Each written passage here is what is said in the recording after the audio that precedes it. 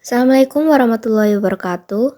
Perkenalkan, nama saya Anggun Budi Rahmawati dengan NIM 240308883. Kali ini, izinkan saya menjawab pertanyaan-pertanyaan yang terdapat pada tugas di ELENA, yaitu mata kuliah Ilmu Perpetaan.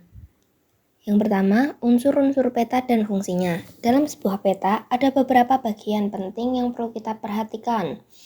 Terdapat judul peta yang menunjukkan isi atau tema dari peta itu sendiri.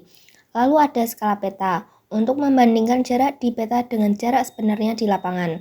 Kemudian terdapat legenda, yaitu keterangan simbol-simbol yang dipakai supaya kita tahu arti tiap tanda di peta. Ada juga arah mata angin, biasanya ditandai dengan panah ke utara supaya kita nggak salah arah. Selanjutnya garis lintang dan garis bujur, buat kita tahu suatu posisi tempat secara geografis. Dan jangan lupa sumber serta tahun pembuatan peta yang menandakan keakuratan data yang terdapat di peta. Nah, untuk pertanyaan kedua, kalau saya menjadi pembuat peta di Badan Pertanahan Nasional dan mau membuat lahan perumahan seluas 1000 meter persegi, saya bakal pakai skala besar. Kenapa? Karena skala besar menampilkan wilayah yang kecil tapi lebih detail, misal 1:500 atau 1:1000. Dengan begitu, batas tanah, jalan, dan bangunan bisa tergambar jelas dan akurat, yang cocok untuk keperluan pertanahan. Lalu, untuk pertanyaan ketiga, kalau mau menentukan lokasi pendirian sekolah,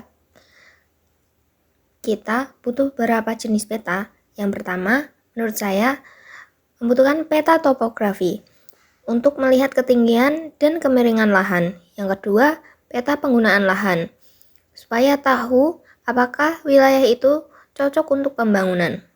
Kemudian, peta jaringan transportasi, untuk tahu akses menuju sekolah mudah atau enggaknya.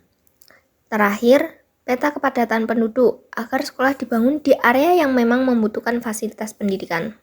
Yang terakhir, kalau saya membuat peta wilayah kutub, saya bakal memakai proyeksi azimutal atau sering disebut juga proyeksi kutub. Alasannya, karena proyeksi ini paling cocok untuk menggambarkan daerah di sekitar kutub utara atau kutub selatan. Bentuk wilayah di sekitar titik pusatnya akan terlihat lebih akurat dan distorsinya lebih kecil. Jadi, dari sini kita tahu kalau menjawab peta itu bukan cuma untuk dilihat saja, tetapi juga memahami unsur skala proyeksi yang dipakai. Dengan begitu, peta bisa benar-benar jadi alat bantu untuk informatif yang berguna. Terima kasih.